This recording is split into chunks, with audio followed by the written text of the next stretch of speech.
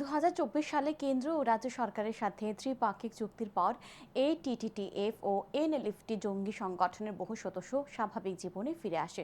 কিন্তু ত্রিপাক্ষিক চুক্তি অনুযায়ী তাদেরকে সরকার থেকে যে সকল প্রতিশ্রুতি দেওয়া হয়েছিল সেগুলো এখনও পূরণ করা হয়নি। তাই তারা 12 জুন থেকে 72 ঘন্টা ত্রিপুরা বন্ধের ডাক দেয়।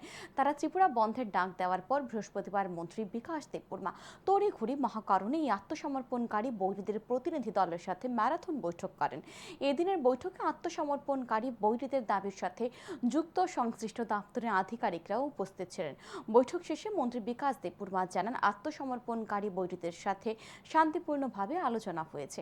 দীর্ঘদিন তারা অস্ত্র হাতে কাজ করেছে। আলোচনার মাধ্যমে তারা স্বাভাবিক জীবনে ফিরে এসেছে। তাদের কিছু কিছু দাবি রয়েছে, বেশিরভাগ দাবি পূরণ করা হয়েছে, কিছু কিছু দাবি পূরণ এখনো বাকি রয়েছে। মন্ত্রী বিকাশ দেববর্মা আশা ব্যক্ত করেন, আত্মসমর্পণকারী বৈরীরা শুক্রবারের বন্ধ প্রত্যাহার করবে, কারণ তাদেরকে বন্ধ প্রত্যাহার করার দাবি জানানো হয়।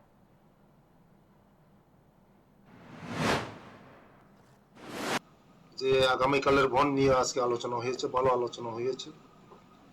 আমার আশা বিশ্বাস ওদের উপরে যে আগামীকালের বন্ড ওরা প্রত্যাহার করবে। অনেক কিছু আলোচনার মাধ্যমে সলিউশন হয়, সমাধান হয়। দীর্ঘদিন ওরা হাতিয়ার নিয়ে সারা ত্রিপুরা রাজ্যের মধ্যে কাজ করেছেন। আলোচনার মাধ্যমে ওরা হাতিয়ার ফেলে স্বাভাবিক জীবনে এসেছেন।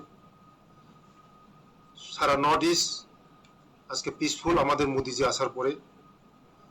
মোদিজিকে অসংখ্য ধন্যবাদ এবং আমাদের রাজ্যের জনপ্রিয় মুখ্যমন্ত্রী প্রফেসর ডক্টর মানিক সাহাজিকেও অসংখ্য ধন্যবাদ।